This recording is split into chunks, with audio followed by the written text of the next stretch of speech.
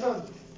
Maravillosa gracia, vino Jesús a dar, más alta que los cielos, más honda que la mar, más grande que mis culpas, clavadas de la cruz, es la maravillosa gracia de Jesús.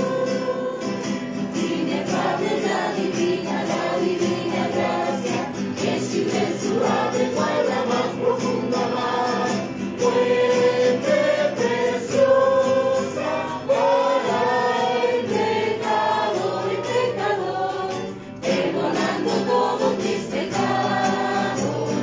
Cristo me limpió de mi maldad, alaba en su dulce nombre por la eternidad.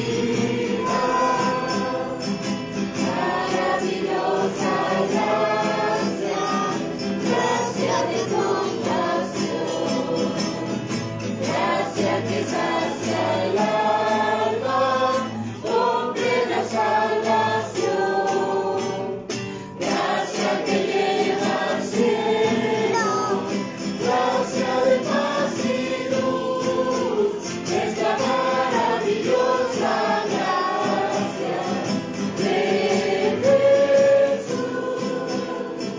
Inefable la divina gracia, es inmensurable cual la más profunda mar, fuente preciosa para el pecador, perdonando todos mis pecados. Cristo me limpió de mi maldad, alaba en su dulce nombre por la eternidad. Maravillosa gracia, llama con dulce voz, llamados a ser hechos hijos de nuestro Dios, colmale su consuelo, nos llena de virtud, es la maravillosa gracia de Jesús. Inefable la divina gracia, es inmensurable cual la más profunda mar, fuente preciosa para el pecador, perdonando todos mis pecados. Cristo me limpió de mi maldad, alabaré su dulce nombre por la eternidad.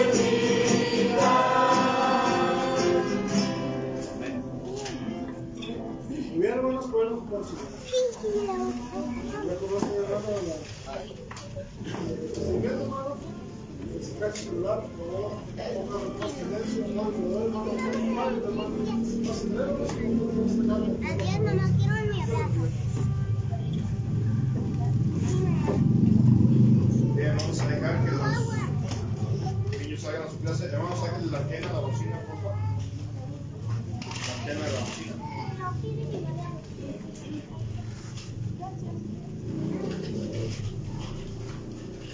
¿Cómo están, hermano?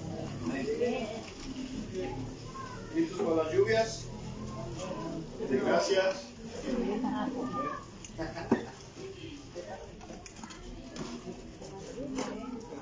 A ver cómo nos va ahí. Bien, Gálatas capítulo 2, hermanos, por favor, acompáñenme ahí. Vamos a dar tiempo aquí al estudio. Gálatas capítulo 2, versículo 11 al 21, ya tuvieron lectura. Lo voy a estar leyendo del versículo 16 en adelante. Sígame con su vista, por favor. Sabiendo que el hombre no es justificado por las obras de la ley, sino por la fe de Jesucristo, nosotros también hemos creído en Jesucristo para ser justificados por la fe de Cristo y no por las obras de la ley. Por cuanto las obras de la ley nadie será justificado, Y si buscando ser justificado en Cristo, también nosotros somos hallados pecadores, ¿es por eso Cristo un ministro de pecado? En ninguna manera. Porque si las cosas que destruí, las mismas vuelvo a edificar, transgresor me hago. Porque yo por la ley soy muerto para la ley, a fin de vivir para Dios. Con Cristo estoy juntamente crucificado, y ya no vivo yo, mas vive Cristo en mí. Y lo que ahora vivo en la carne, lo vivo en la fe del Hijo de Dios, el cual me amó y se entregó a sí mismo por mí. No desecho la gracia de Dios, pues si por la ley fuese la justicia, entonces por demás murió Cristo. Oremos. Padre, gracias le damos por el tiempo que nos da de su palabra, Señor, en esta tarde. Gracias porque nos permite regresar y poder seguir con los estudios de su Escritura. Rogamos una vez más, a través de su Santo Espíritu, que sea usted el que hable a través de este vaso, Señor, rogando que mi vida no interrumpa de ninguna manera la explicación de su palabra. Ruego, Santo Espíritu, use una vez más este vaso, rogando Dios también, Señor, le pedimos por la situación que se está llevando el día de hoy, Señor, y en estos días allá en Rusia y en Ucrania, Señor, rogando por nuestros hermanos en la fe, Señor, que usted guarde de ellos, cuide de ellos, y que esto puedan utilizarlo ellos como una oportunidad de demostrar esa fe que tienen en usted, que ellos puedan ser luz aún en medio de esa dificultad, en medio de esa guerra, que puedan ser sal, Señor, en medio de esa circunstancia y situación. Y rogamos, Dios, usted siga teniendo el control como lo ha hecho hasta ahora de esas circunstancias, de esas situaciones, rogando que nosotros, Señor, en nuestro país, ahora que estamos, Señor, aquí en tranquilidad, sin ningún problema de este tipo, rogamos nos ayude a poder dar gracias por eso y sobre todo, Señor, seguir firmes y constantes en su obra. Bendiga a cada uno de nuestros hermanos aquí presentes, de nuestras hermanas, de aquellos hermanos y hermanas que no pudieron venir. Ruego, Dios, que usted cuide de ellos en donde se encuentren, que puedan, Señor, seguir adelante, para que puedan, Señor, avanzar en su crecimiento espiritual. De igual manera, Señor, en este momento pedimos que usted tome el control del mensaje de este tiempo, rogando que quite cualquier distracción, predisposición, Señor, y que, Señor, las personas que escuchan puedan ser edificadas, puedan ser reafirmadas en su palabra, y a los que son suyos, Señor, podamos seguir firmes y constantes. Te damos las gracias en el nombre de Cristo Jesús. Amén. Bien, vamos a continuar. Dice el versículo 21, no desecho la gracia de Dios, pues si por la ley fuese la justicia, entonces por demás murió Cristo. Quiero hablarles el día de hoy, hermano, en esta continuación sobre finalizando la ley con la gracia. Ahora, aquí podemos llegar, hermano, a la raíz del asunto que Pablo estaba defendiendo en esta carta. Recuerde que en la carta general, hermano, había una problemática. Esta carta fue motivada a escribirse por Pablo porque había una situación en este lugar. Los hermanos de Galacia, hermanos, recuerden que estaban pasando por una dificultad espiritual, una dificultad de crecimiento, de alimento. ¿Por qué? Porque dentro de esta congregación se había levantado un grupo de falsos creyentes, de judeocristianos, como nos menciona Pablo, que estaban predicando un evangelio diferente. ¿Este evangelio diferente en qué consistía? Bueno, curiosamente, este evangelio diferente, que así lo define Pablo, no se trataba, ¿verdad?, de que estaban predicando a otro Cristo, sino que estaban modificando lo que era la esencia de la gracia, estaban manipulando la esencia de la salvación. Recuerden que la Biblia siempre redunda en el tema de la salvación, siempre redunda en el tema principal que es Cristo, de la obra que ha hecho en la cruz, del derramamiento de sangre, la muerte, la resurrección, la intercesión que Él hace por nosotros.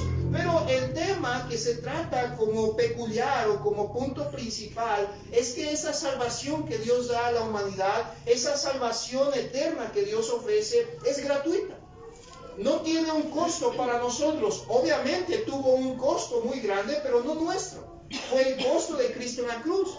Tenemos pasajes como en la carta de Efesios, como en la carta a los Romanos, a los Gálatas, en Primera de Juan, donde constantemente se nos menciona que el hombre jamás va a poder llegar a ser salvo por medio de las obras que él pueda emprender, sino solamente por la gracia de Dios.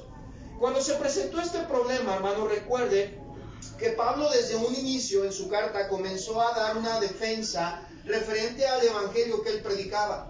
Y decía, yo no estoy predicando un evangelio diferente porque, recuerda hermano, que el problema no solamente se había hecho grande por cuestión de que estas personas enseñaran que se necesitaba la circuncisión, que se necesitaba dejar de comer carne, que necesitabas guardar el sábado, que necesitabas hacer un montón de cosas que estaban en la ley para los judíos, y le decían al gentil que había venido a Cristo, mira, ¿quieres llegar a ser un cristiano? Qué bueno que conoces a Cristo, pero también necesitas estas obras.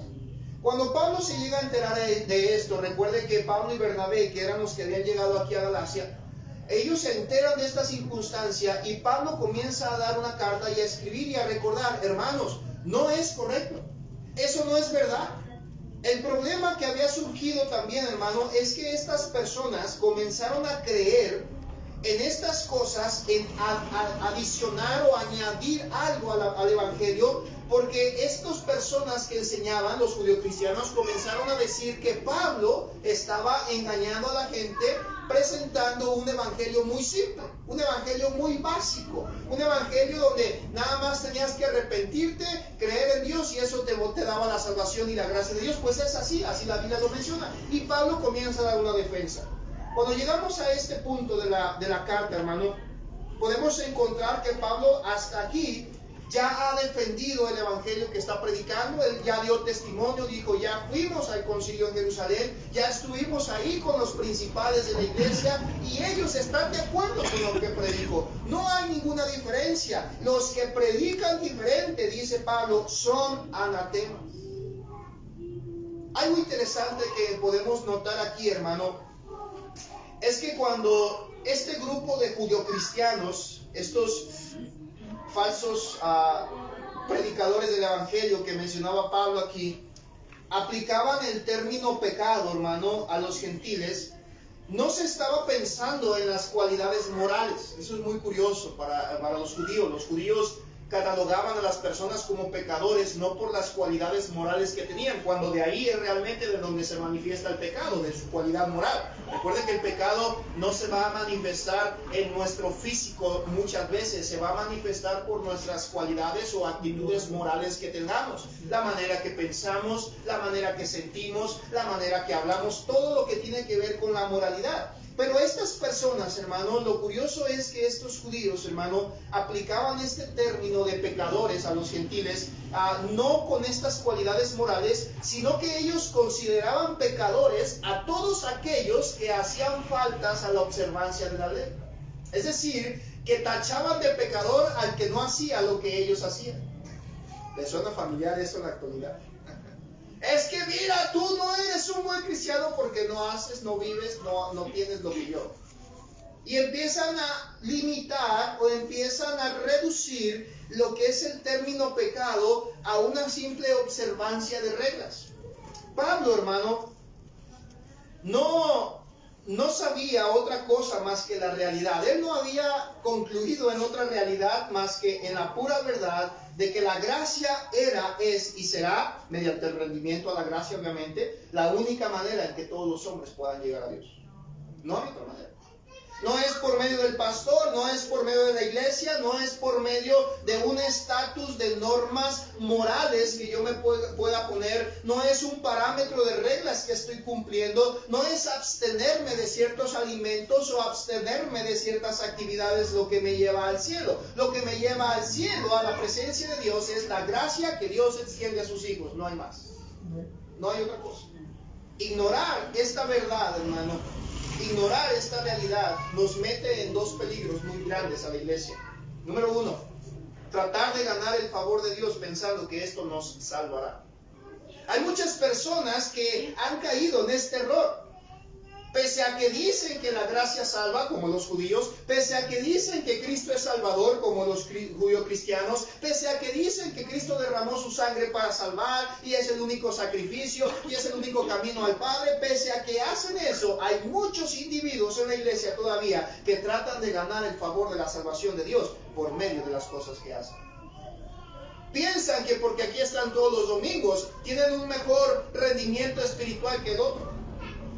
Pero no solamente eso, hermano. Número 2, el otro problema es que muchas veces vamos a querer usar algún pequeño logro para compararnos como ventaja ante los semejantes. Es decir, que llega a pensar la gente no solamente de que pueden ganarse el favor de Dios, de la gracia salvadora, sino que muchas personas piensan que por lo que ellos hacen tienen una ventaja mayor sobre los demás. Ese era el problema de los judíos.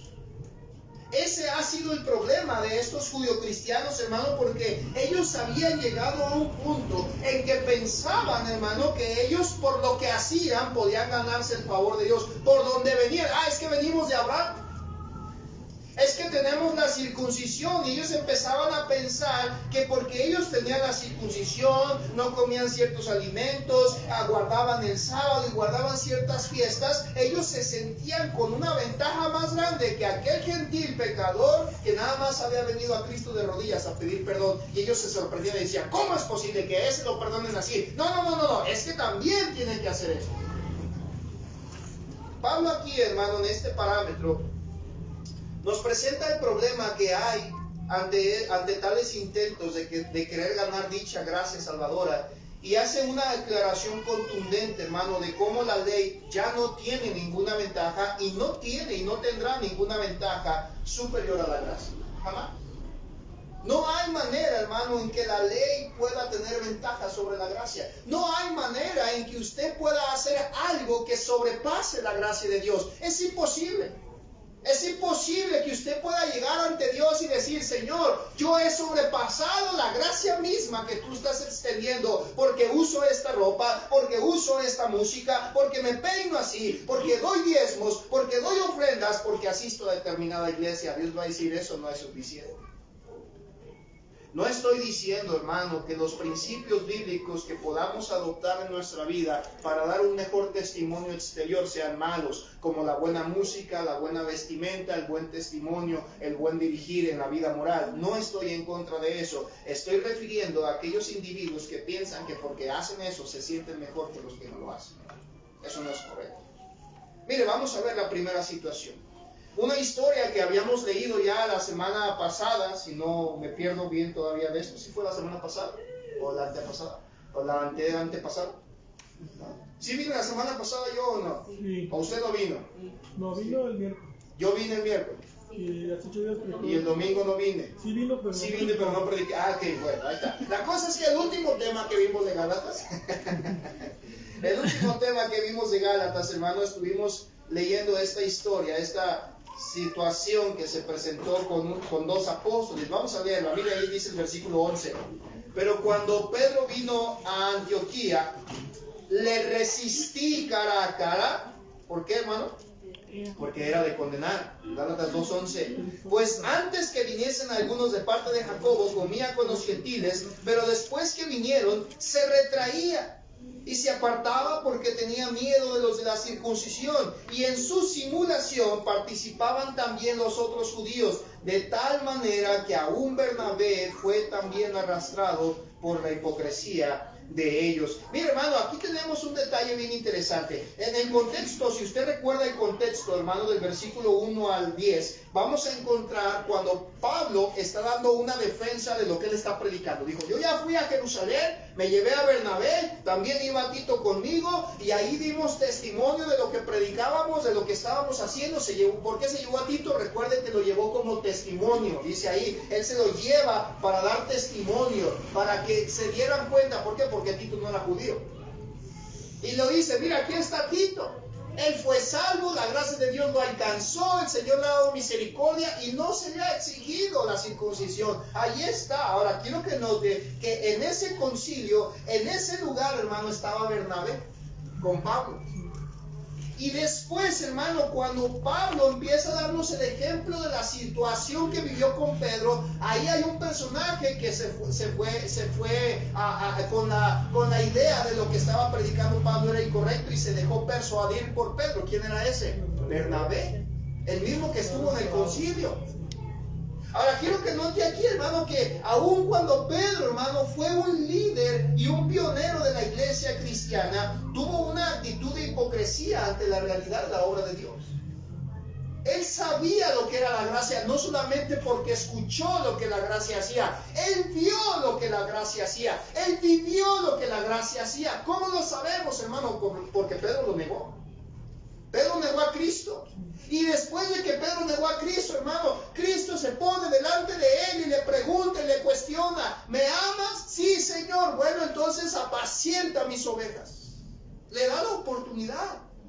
Hermano, ¿qué persona humana podría darle la confianza a alguien que le ha traicionado y negado públicamente para decir ahora: ve, Pedro, y apacienta lo más valioso por lo que he venido a morir, mi iglesia? Pedro lo sabía. Hermano, Pedro estaba consciente de lo que debía hacer y enseñar, pero ¿sabe qué, hermano? Se dejó llevar por el temor de lo que los demás pudieran pensar. Y ahí está el problema. Mire lo que dice 12 y 13, Gálatas 2, 12 y 13. Pues antes que viniesen algunos de parte de Jacobo, comía ¿con quiénes? Con los gentiles. Pero después que vinieron se retraía y se apartaba porque tenía ¿qué? Miedo. Miedo de los de la circuncisión.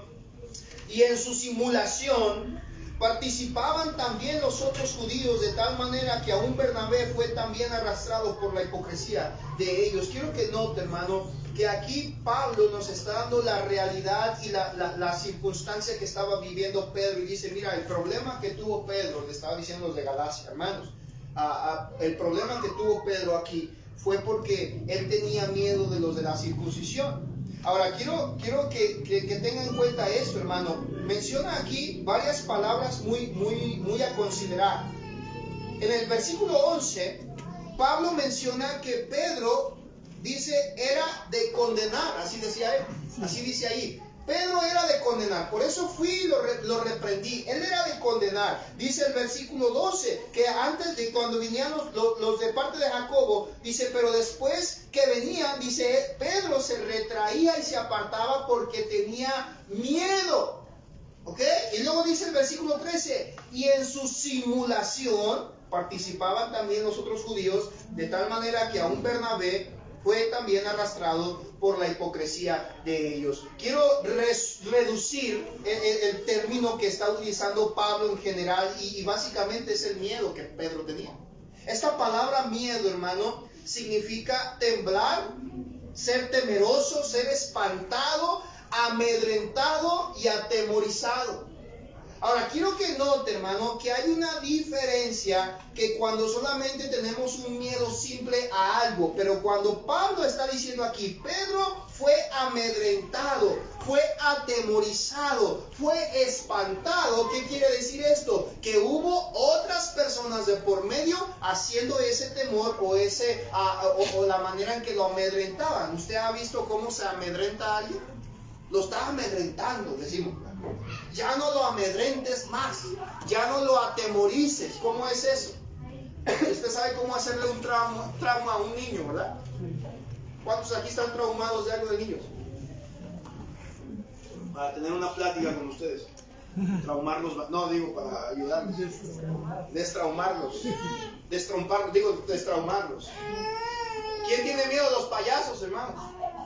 ¿A quién le caen bien los payasos? Yo no les tengo miedo, pero me caen mal los payasos. ¿Será porque yo soy un payaso, verdad? Diga que sí, hombre, no se agüite.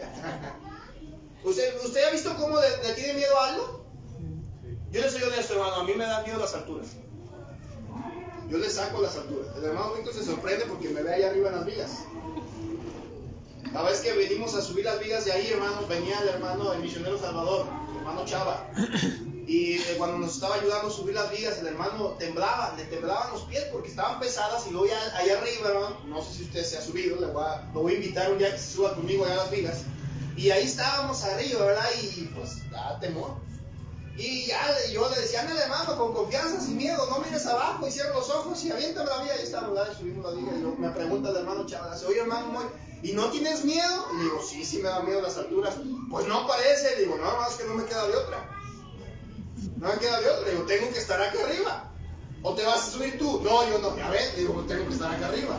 Entonces, hay una diferencia, hermano, cuando tenemos ese tipo de miedo a cuando se nos incluye o se nos forza a tener un miedo.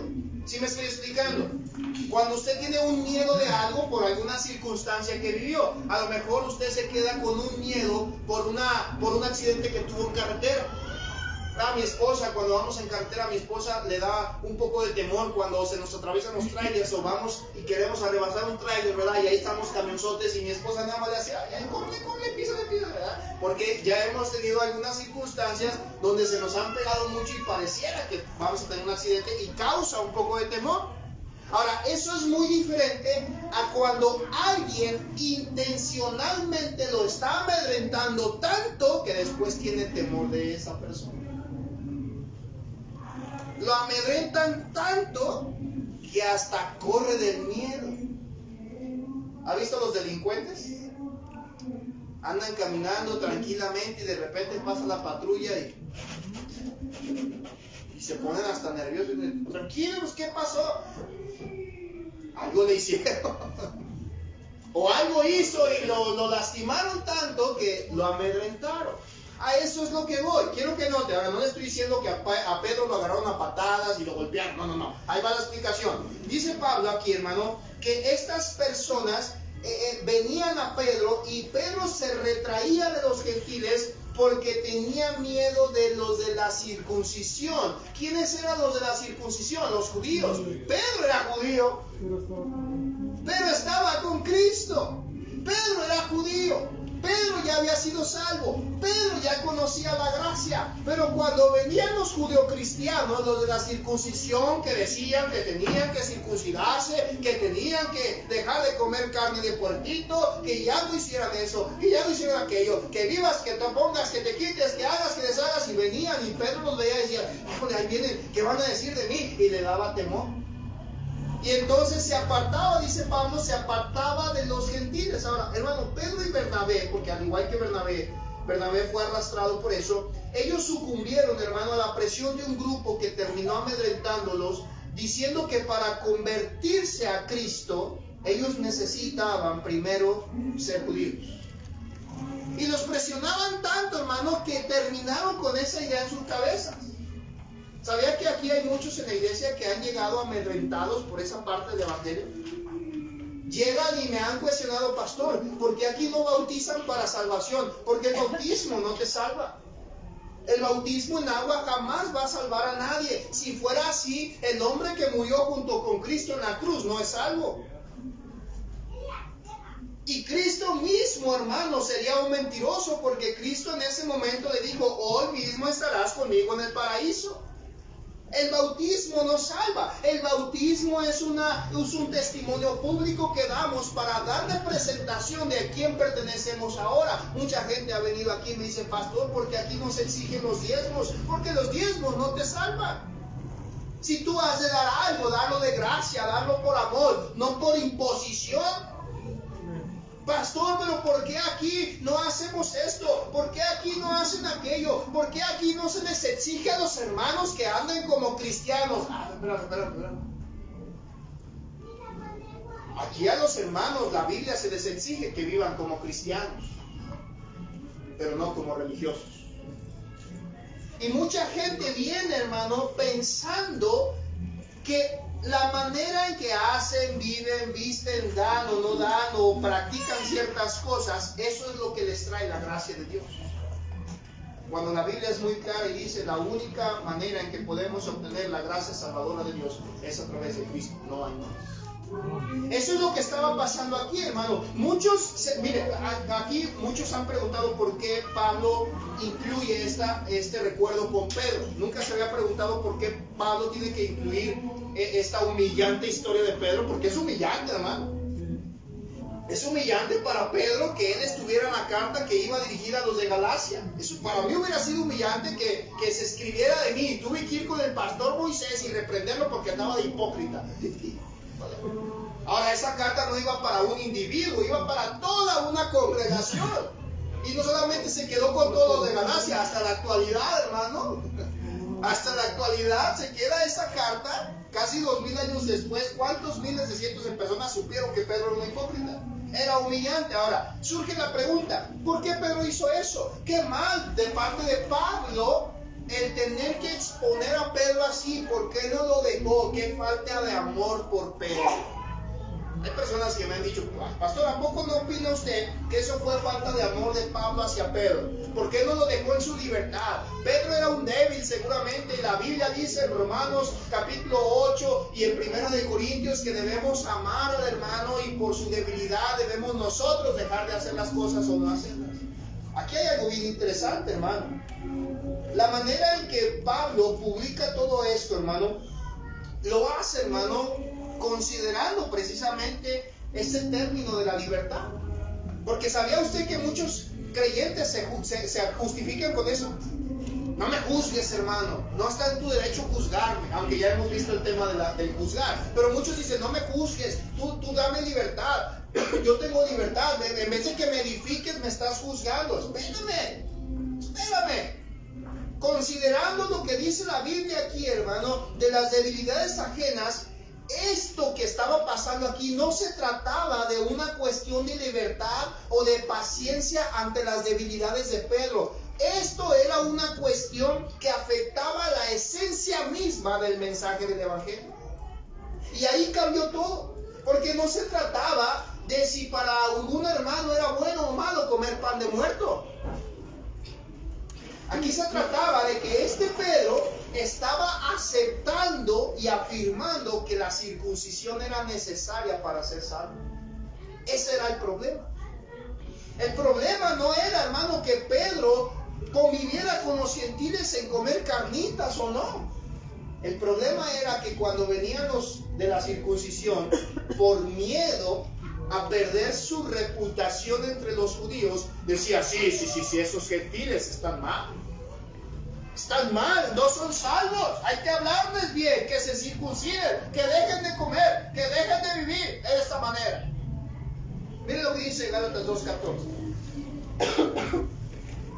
Pero cuando vi que no andaban, ¿qué, hermano? Conforme a la verdad del Evangelio, dije a Pedro, delante de todos, dice, hermano, delante de todos, si tú, siendo judío, vives como los gentiles y no como los judíos, ¿por qué obligas a los gentiles a judaizar?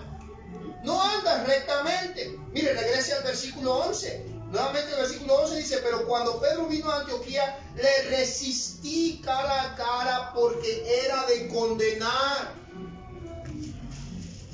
Mire, hermano, muchas personas llegamos a querer justificar nuestros actos con ese término bíblico que nos menciona que debemos de ser pacientes, que debemos de ser tolerantes con los demás. Sí, hermano, pero cuando se trata del Evangelio, directamente de la enseñanza del Evangelio, dice Pablo, yo lo tuve que resistir cara a cara. No importa que fuera Pedro, no importa que era considerado el más allegado a Cristo en muchos aspectos, no le hace que fue el que inició con el Evangelio de la iglesia, no le hace que fuera Pedro. Yo tuve que pararme y decirle, Pedro, estás incorrecto en lo que estás haciendo y viviendo. Hermano, conociendo el carácter de Pedro, seguramente él pudo haberle contestado a Pablo diciendo, ¿y tú quién eres? Si tú eras un perseguidor y matabas a la iglesia. Pero ¿sabe que no encontramos un registro donde se nos diga que así fue? ¿Sabe por qué? Porque Pablo había cambiado. Pablo ya había reconocido a Cristo. Ahora, aquí la cosa, hermano, no es la cuestión de que usted y yo queramos hacer o vivir como se nos dé la gana porque no esté afectando el Evangelio. La cosa es que muchas veces usted y yo, hermano, somos de condenar y no andamos rectamente. Estas dos palabras, hermano, que Pablo usa aquí, que Pedro no andaba rectamente, esta palabra significa andar con los pies derechos en rectitud. La palabra condenar significa hallar una falla en el individuo que lo lleve a la condena. Quiero que noten, hay fallas que no son de condenar. Por ejemplo, hay cristianos que van creciendo en el Evangelio, los nuevos en la fe, que así les llamamos, y llegan a la iglesia y tienen fallas. Fallas que a lo mejor un hermano que tiene 10 años en el evangelio ya no las va a cometer. Y ese hermano que tiene 10 años no puede voltear con el que tiene 1 mes, 2 meses, 3 meses y apuntarle con el dedo y decir, tú eres un hipócrita. ¿Por qué? Porque son fallas de no condenación. Pero cuando ese individuo ya sabe, ya conoce, ya entiende, ya sabe lo que debe de hacer, hermano, y no se desvive por hacerlo, dice la Biblia, le es pecado. Y dice Pablo, y es de condenar. Por eso debemos llamarle la atención, por eso debemos decirle, eso que estás haciendo no está bien, esa manera en que actúas no está correcto, esa manera en que te desenvuelves no es correcto. Entonces viene la disciplina si es necesaria, viene la detención si es necesaria, viene la corrección si es necesaria. ¿Por qué, hermano? Porque eso es lo que se hace cuando llegamos a entender que la ley ya no tiene y no va a tener nunca algo sobre la gracia. La gracia es mayor a la ley, porque la gracia es Cristo. Hermano, hay muchos pastores, muchas iglesias que todavía siguen condenando a sus congregantes, que porque la hermana se peina o no se peina, que porque el hermano trae corbata o no trae corbata. Ahora, esto es muy diferente, hermano, cuando hablamos de una disciplina para testimonio. Y esto no estamos diciendo que lo vamos a decir que no es salvo, no, eso no es cierto. No le estoy diciendo a usted, hermana, que si se pinta las uñas es salva o no es salva. No, usted arréglese para su esposo. Nada más recuerde que debemos de cuidar la conciencia ajena y la conciencia de los demás. Y hay parámetros bíblicos, hermano. Hay parámetros bíblicos que se nos enseña de nosotros cómo tratar y respetar a los demás. Iglesia, hay un parámetro bíblico. Pero si esas maneras en que vivimos y nos desenvolvemos están llevando a pensar a la gente que el evangelio se obtiene de una manera diferente, dice Pablo, es un evangelio diferente. Y hay gente así, que de una manera sutil los empieza a engañar al punto que dicen, si tú te vas de esta iglesia, no eres de Dios. Y los condenan y le dicen a la gente, no le hablen a fulano y a sutano porque son pecadores, porque no son de Dios. Oye, eso es un evangelio diferente.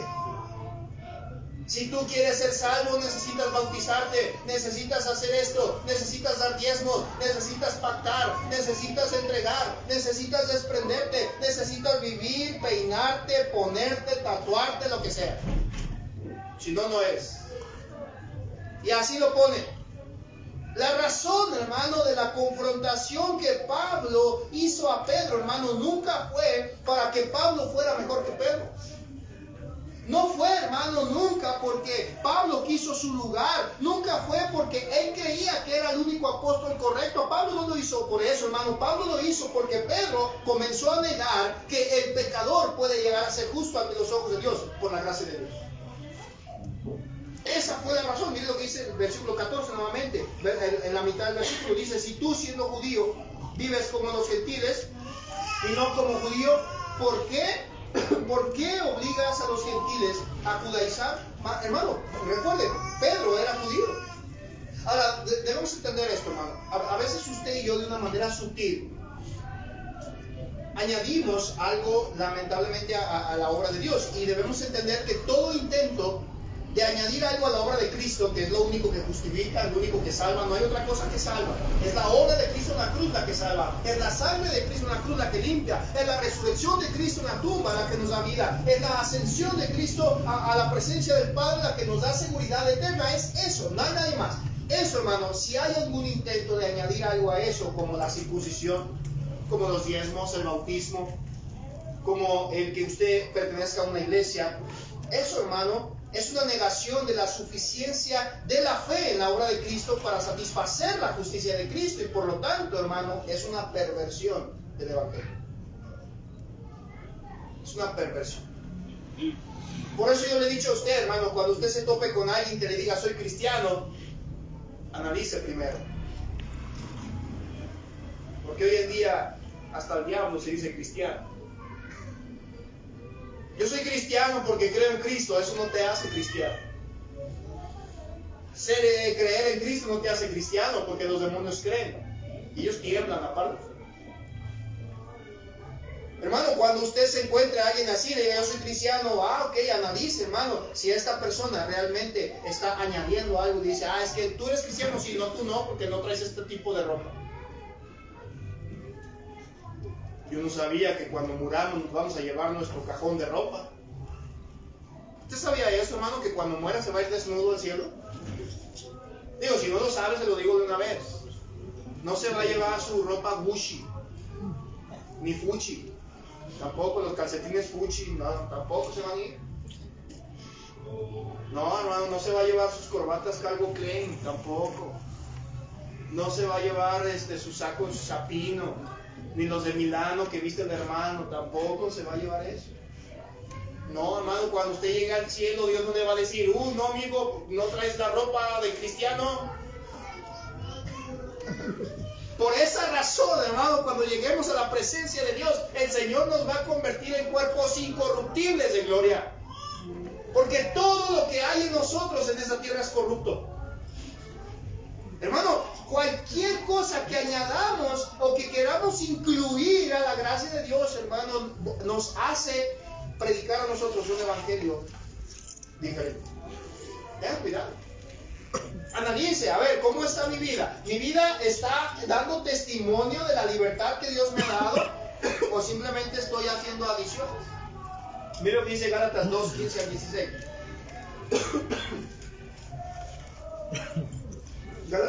Gálatas 2, 15 al 16.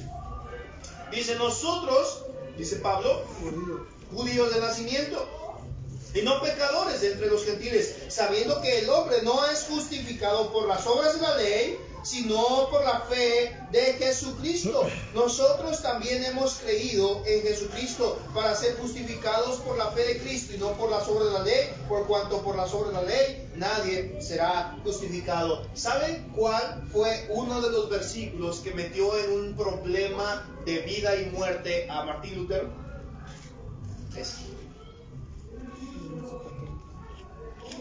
Porque aquí decía claramente, el hombre es justificado por la fe. Y él tuvo un choque de conocimiento y dijo, ¿qué? Pero si a mí se me ha dicho que los sacramentos, que las leyes, que el bautismo, que la adición a la iglesia. Y aquí dice que solo la fe. Y luego se fue a Romanos y encontró que en Romanos decía que nadie por la ley, solo por la fe. Dijo, ¿qué? Se fue a Efesios y decía, solo por gracia, no por obras. Y dijo, ¿qué? Y es ahí donde él saca su tesis, su enseñanza fundamental de la gracia salvadora. Y va con esas hojas y las pega en las puertas del templo donde él iba, ahí, y lo pone, y esas hojas lo condenaron a su muerte. Estos pasajes, hermanos, son conocidos como la tesis de la epístola de Pablo. Pablo, en todas sus cartas, no hay ninguna carta de Pablo, hermano, y obviamente todos los apóstoles, pero ahorita estamos hablando del apóstol Pablo. En ninguna de sus cartas, hermano, Pablo omite esta realidad. Nunca. Cuando hablaba a los romanos, tenía el mismo problema porque estos judíos que estaban fuera de Tierra Santa estaban diciendo que ellos eran mejores porque venían de Abraham. Y Pablo se para y dice, aquí no hay judío, aquí no hay griego, aquí no hay gentil, aquí no hay arameo, aquí todos somos iguales delante de Dios. Aquí está la evidencia, solo por gracia no hay división. Venimos a los de Gálatas. Gálatas escribe y dice, no hay justificación más que por la gracia de Dios, por la fe en Cristo. Aquí está. Pablo a Timoteo, cuando le escribe sus dos cartas, le decía, Pablo a Timoteo, Timoteo, mira, aquí está la verdad. No prediques otra cosa, procura la sana doctrina. Cuando le escribe a Timoteo, a Tito, le decía, Tito, que tengan en ti un ejemplo, la sana doctrina. Y así en cada una de sus cartas, cada uno de los apóstoles que ha escrito el Nuevo Testamento siempre afirmaron y siempre fundamentaron, hermano, que por las obras de la ley nadie será justificado sino por Cristo. ¿Sabe cuál es el problema en la actualidad, hermano? El problema en la actualidad es que no nos atrevemos a hacer confrontaciones con aquellas personas que piensan que por la manera en que viven son mejores que los demás. Sí, podrás dar una exterioridad muy bonita. Sí, podrás dar un testimonio muy bonito. Sí, podrás andar muy bien aparentemente, pero si tu corazón está apartado del Señor, así como lo dijo Cristo, este pueblo de labios me honra, pero su corazón está lejos. Y no le estoy dando lugar, hermano, y no le estoy diciendo que usted tiene libertad para vivir como sea, que a causa el corazón es lo único que importa. No, hermano, cuando su corazón ha cambiado, su exterioridad es lo que viene a reflejar. ¿Qué dice la Biblia? Que la abundancia del corazón habla la boca. Lo que usted abunde ahí, hermano, es lo que va a terminar representando en su vida, día tras día, en privado y en público. En el caso de Pedro, hermano, Pedro cometió un error. Pedro públicamente comenzó a manifestar el problema que él tenía. ¿Por qué? Porque él no quería quedar mal con los judíos. Él tenía un miedo con los judíos y decía, no, yo no quiero quedar mal con ellos. Y empezaba a humillar la gracia que Dios le había dado. Y Pablo lo tiene que reprender. Mire lo que dice 17 al 19, Gálatas 2, 17 al 19. Y buscando, dice Pablo, y buscando ser justificados en Cristo, también nosotros somos, ¿qué dice, hermano? Voy a volver a leer el pasaje, ponga atención. Y si buscando ser justificados en Cristo, también nosotros somos hallados, ¿qué? Es por eso Cristo ministro del pecado, en ninguna manera. Versículo 18, porque si las cosas que destruí las vuelvo a edificar, ¿qué dice, hermano? Transgresor me hago, porque yo por la ley soy muerto para la ley, a fin de vivir para Dios. Pablo, hermano, al ser alcanzado por la gracia de Dios, se percató de que no podía obtener salvación por medio de la obediencia de la ley. A él le quedó claro, me quedó muy en claro, hermano, que no había manera de que todo lo que él había hecho o logrado, porque recuerde que él ya lo mencionaba en Corintios referente a su testimonio, y cuando hablaba a los Gálatas referente a lo que él hizo, él decía, todo eso, mis puestos, mis lugares privilegiados, mis nacionalidades, mis preparaciones, todo lo que yo hacía pensando que agradaba a Dios, es basura. Lo tengo por basura. Porque cuando Cristo me salvó, me entendí que es Él, solo Él, y no hay nada fuera de Él. Y entonces, hermano, Pablo aquí mismo dice, si yo busco ser justificado en Cristo, si yo por mi cuenta, si yo por mi esfuerzo busco ser justificado, me voy a encontrar con una sorpresa, que todos somos hallados pecadores. Puesto que nosotros, hermano, podemos ser infectados por el pecado, no podemos cumplir con las leyes de Dios perfectamente.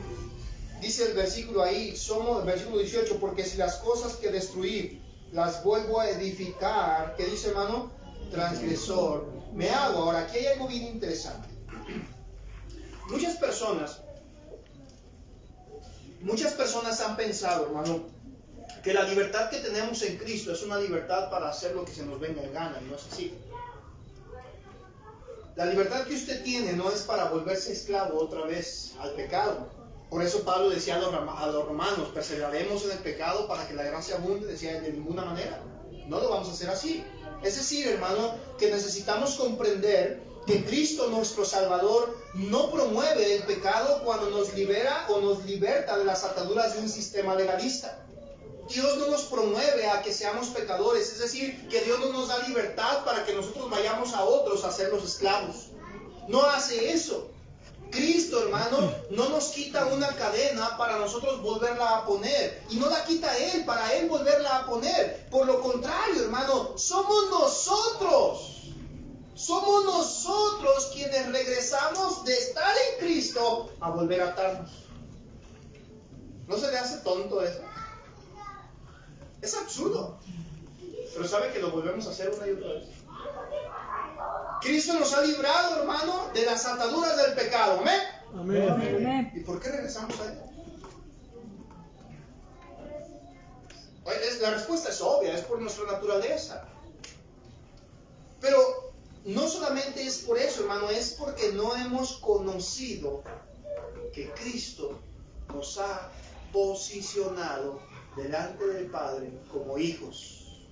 Nos ha dado la potestad de ser llamados hijos de Dios, de ser hechos hijos de Dios. Somos justificados delante de Dios. Hemos llegado a ser santos delante de Dios. Hemos llegado a tener herencia de Cristo mismo. Y como olvidamos eso, hermanos, decimos, somos libres, que a causa del pecado ya no me va a hacer lo mismo, y usted regresa y vuelve a hacer lo mismo y vuelve a caer. Y se encuentra con la sorpresa, como dice Pablo, que usted intentando ser justificado es hallado pecador.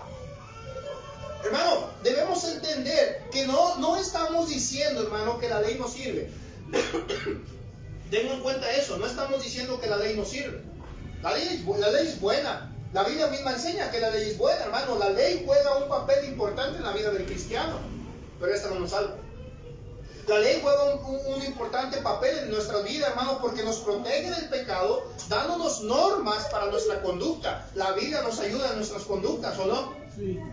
Nos dice cómo debemos tratar al prójimo, nos dice cómo debemos amar a nuestras esposas, cómo debemos tratar a los hijos, cómo debemos tratar a las autoridades, cómo debemos tratar al enemigo, qué debo de hacer si alguien me ofende, cómo debo proceder si alguien me ha causado un mal, cómo debo proceder si soy yo el que ha causado el mal. La Biblia, hermano, está llena de parámetros y normas donde nos dice cómo podemos ayudar a nuestra vida espiritual para nuestra conducta, pero el hecho de que usted haga eso no lo salva. No lo salva. Usted no puede llegar aquí, hermano, como aquel joven que llegó con Cristo y decir: Señor, todo eso lo he guardado desde mi juventud. No lo salva. La ley, hermano, ciertamente nos muestra el pecado, dándonos la oportunidad de pedir perdón. De hecho, hermano, Pablo mismo lo enseñó en sus cartas, que con la ley él se dio cuenta que era un pecador. Con la ley. Pero el que nos demos cuenta que somos pecadores no nos salva. Usted puede ir allá afuera y decirle a una persona: tú sabes que el matar es malo, sí. Tú has matado, sí. Sabes que eres un pecador, sí. Eso no lo hace salvo. El que él asienta a la realidad del pecado no lo hace salvo. Él necesita arrepentirse. La ley, hermano, nos da la evidencia de que no podemos avanzar a la vida celestial si no es por Cristo. Dice el versículo 19: porque yo por la ley soy muerto para la ley, a fin de vivir, ¿qué, hermano? Para Dios. Por la ley, hermano, Pablo tuvo la conciencia de pecado, pero la ley jamás le dio poder para vencer el pecado. La ley le dio entendimiento de que Pablo era un pecador, pero esa ley no le dio el poder para vencer el pecado. Al contrario, se dio cuenta que casi todo lo que hacía era pecado. Por eso Pablo dijo: mejor me hubiera sido no conocer, pero ahora conozco.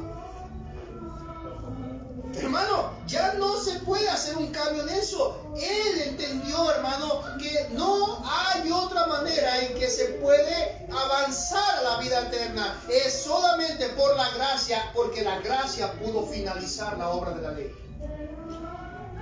Ahí estaba la ley por una razón y un propósito: mostrarle a usted y mostrarme a mí que somos incapaces, que no podemos, que no somos perfectos. No se justifiquen sus actos tampoco. La ley no es para eso. La ley no es para decir: bueno, pues ya vi que no puedo justificarme, aquí me quedo. No, hermano, porque eso sería mediocridad. La ley es para que usted vea también que Dios es el único camino al Padre, que Dios es el único que le puede salvar, que Dios es el único que puede transformar su vida, su matrimonio, sus hijos, su casa, su hogar, sus finanzas, su centro de amistad. Todo lo puede hacer, pero solamente por la gracia de Dios. Estos judíos, hermano, que estaban aquí, que se supone que habían conocido a Cristo, habían ido a la iglesia de Galacia a enseñar que era necesario judaizarse y hacerse prosélito judío a fin de poder llegar a tener la gracia de Dios. Hay mucha gente así, ¿sabe usted? Hay muchos pastores que le dicen: hermano, no se vaya a otra iglesia porque esta es la única que predica la verdad. Oh, yo no sabía que la Biblia era de interpretación privada, porque la Biblia dice que no es de interpretación privada. Eso quiere decir que no solamente nosotros conocemos la verdad. No, es que no te vayas con aquellos hermanos, no vayas con aquellos grupos. Ahora, yo no le estoy diciendo, hermano, obviamente que se vaya con sectas. Hay marcas específicas de una secta, es lo que predican un evangelio diferente. Pero el problema aquí general era, hermano, que estas personas comenzaron a creer eso y a desechar lo que Pablo había enseñado de Cristo. Muchas veces usted y yo hemos sido engañados en esa manera, hermano, y hasta hay familias, hermano, que terminan mejor retirándose por completo del conocimiento de Dios, porque les han dicho que la hermana o el hermano no son salvos por cosas que hicieron. Gálatas 2:21. Me gusta mucho cómo Pablo concluye el capítulo 2, esta porción de la escritura. Dice la escritura, ahorita voy a leer el 20, pero dice el 21: no desecho la gracia de Dios, pues si por la ley fuese la justicia, entonces por demás, ¿qué, hermano? Los creyentes, hermano, en la actualidad estamos en un peligro de actuar como si Cristo hubiera muerto en vano. Debemos entender, hermano, siempre que sobreponer cualquier acción, cualquier obra, cualquier acto sobre la gracia de Dios, estamos diciendo que la muerte de Cristo no tuvo valor. Al reemplazar la gracia, hermano, por nuestras propias obras, o por nuestras propias marcas, mejor dicho, de legalismo, le estamos dando a las personas leyes, entre comillas, adicionales para obedecer, y ellos terminan confiando no en Cristo, sino en sus obras realizadas. Mire, no me voy tan lejos, hay muchas religiones que nos rodean aquí en el municipio. Y de esas religiones, la mayoría, lamentablemente, ponen un estatus de reglas donde dicen: ¿quieres ser salvo? ¿Quieres el perdón de Dios? Necesitas confesarte, necesitas hacer los sacramentos, necesitas pertenecer a nosotros, necesitas ponerte este tipo de ropa, necesitas tocar este tipo de música, necesitas portar este símbolo, necesitas hacer esto. Oye, ¿Cristo? Ah, sí, Cristo. Cree en Cristo. Hermano,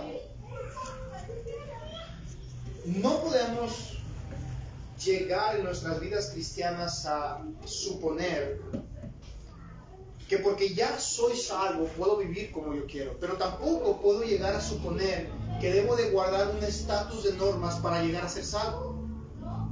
Yo soy salvo no por quién soy yo, soy salvo por quién es Cristo. Usted es salvo no por lo que usted ha hecho y porque está aquí. Usted es salvo por lo que Cristo hizo y porque Él está ahí en el cielo. Él es fiel a su palabra. Gálatas 2:20, mire lo que dice Pablo, lo dice en su vida misma, dice: con Cristo estoy juntamente, ¿qué, hermano? Y ya no vivo yo, mas vive Cristo en mí. Y lo que ahora vivo en la carne, lo vivo en la fe del Hijo de Dios, el cual me amó y se entregó a sí mismo por mí. Hermano, la Biblia es muy clara. Estamos justificados porque Cristo nos justificó. No somos justificados por nuestras obras, por su dinero, por la iglesia, por los judíos. Solo somos justificados por Cristo. Pensar, hermano, que las obras que hemos realizado pueden darnos una vida eterna es querer apropiarse del poder salvador que le corresponde y pertenece solo a Dios. Y sabe que eso nos vuelve unos anticristos. El insinuar o pensar que lo que usted está haciendo le está dando la gracia de Dios es insinuar y pensar, hermano, que usted tiene el poder de recibir la gracia solo por su gusto. Hace poco, esta semana pasada me parece, estaba platicando ahí en Guadalajara con los hermanos del instituto. Estamos estudiando las cartas de primera y segunda de Pedro. Estamos hablando del parámetro de la gracia. Porque hay muchas personas que piensan que porque oran y porque vienen a la iglesia, a Dios les da más gracia que a otros. Y que Dios tiene favoritos. Ahora, ciertamente el trato que Dios da con todos es diferente. Pero Dios no tiene favoritos. La Biblia dice que todos vamos a ser juzgados. No hay acepción de personas. No hay acepción para el juicio. Todos, usted y yo, seremos juzgados. Sí, el trato de Dios es distinto en la tierra para muchos, es verdad. Pero ese trato distinto no se define a la cantidad de dinero que usted da, no se define a la manera en que usted viste, no se define a la iglesia que usted acude, no se define por la manera en que usted habla. Se define por lo que se le llama gracia de Dios. Porque si usted recibiera algo por lo que hace, como dijo Pablo, entonces la gracia ya no sería gracia. sería un pago por lo que usted ha hecho. Y la Biblia nos dice que Dios nos da gracia. Y si no fuera por la gracia, y si no fuera por eso, hermano, entonces la muerte de Cristo estuvo de más. Y qué absurdo sería pensar que todo lo que hemos obtenido hoy, hermano, específicamente la gracia salvadora, ha sido y es por las cosas que usted hace, y Cristo haya tenido que despojarse, haya tenido que nacer y ser puesto en un pesebre, haya tenido que crecer como cualquier otro niño en aflicciones y pobrezas, haya tenido que ser humillado mientras crecía, haya tenido que ser llamado bastardo en su niñez. Qué absurdo sería pensar que Cristo tuvo que padecer persecución, ser azotado 40 veces menos uno, que sus barbas hayan sido arrancadas, que sus mejores amigos lo hayan traicionado. Qué absurdo sería pensar que Cristo tuvo que soportar eso hasta llegar a la cruz, desangrado y ser golpeado, hermano, colgado en esa madera, desnudo, humillado ante todos, para que Dios Padre le diera la espalda y descargara su ira sobre él. Qué absurdo sería pensar que todo eso fue en vano. ¿Verdad que no es lógico? ¿Sabe por qué Dios hizo todo eso, hermano? ¿Sabe por qué Dios estuvo dispuesto a recibir el castigo de la ira de Dios? Porque usted y yo no lo hubiéramos podido soportar. Eso, hermano, se llama gracia. Porque ni usted y yo merecemos estar aquí de pie. Usted y yo ni siquiera merecemos el estar respirando. ¿Quiénes somos nosotros, hermano, para exigirle a Dios vida? Él día tras día le da gracia y le da misericordia a usted. Eso se llama gracia. Hermano, entienda. No son nuestras obras, no es el dinero, no es el estatus social. Es Cristo y solo Cristo. Pablo, hermano, tuvo un celo fuerte por la iglesia y le dio temor, le dio tristeza que los de Galacia se estaban desviando. Y él les dijo, hermanos, aun si un mismo ángel del cielo viniera y le predica algo diferente, es tomado como un anatema. No caigas en el error. No se deje llevar, hermano, por esa ilusión de que a punta de dólares nos meten al cielo. De que la cantidad de gracia que usted quiere es la cantidad de dinero que tiene que dar. No se deje llevar por esas tonterías. Usted póngase de rodillas y clame a Dios por gracia, y ese Dios que nos amó con ese gran amor que entregó a su Hijo, hermano, puede darle gracia.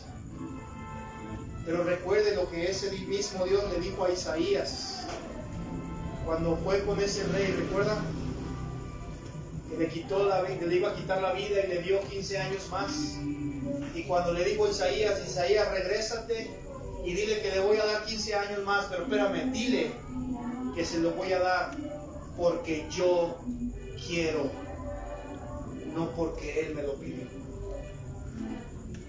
¿Sabía que esa es la razón por la cual día tras día usted y yo seguimos vivos? Porque él quiere. No porque usted se portó muy bien en el día, hermano. No es eso. Es porque Dios le da gracia. Conozca la gracia de Dios. Y así como usted ha recibido gracia, de gracia. Oremos, Padre, gracias te damos por el tiempo de su palabra, Señor. Gracias por sus cuidados que día tras día nos da y nos brinda, sin merecerlo. Una vez más, Señor, le pedimos perdón por nuestros pecados, por nuestras faltas. Quizá muchas veces hemos llegado a pensar y nos hemos llegado a ofender, quizá porque usted no responda a nuestras oraciones, pensando que por lo que hemos hecho usted está obligado a respondernos. Perdónenle, Señor, porque quizá muchas veces hemos llegado a querer usurpar esa posición que usted da de salvación, pensando que por lo que hemos hecho podemos ser salvos. Perdónenos, Señor, porque muchas veces quizá hemos llegado a considerar que todo lo que hemos hecho, usted tiene que remunerarnos en gracia y en amor. Pero, Señor, ayúdenos a entender hoy que esa gracia, esa misericordia, la razón de por qué no hemos sido consumidos, es por su pura misericordia, gracia y amor. Gracias, Señor, porque hasta ahora usted nos mantiene con vida. Porque hasta hoy usted ha guardado nuestro país de una guerra.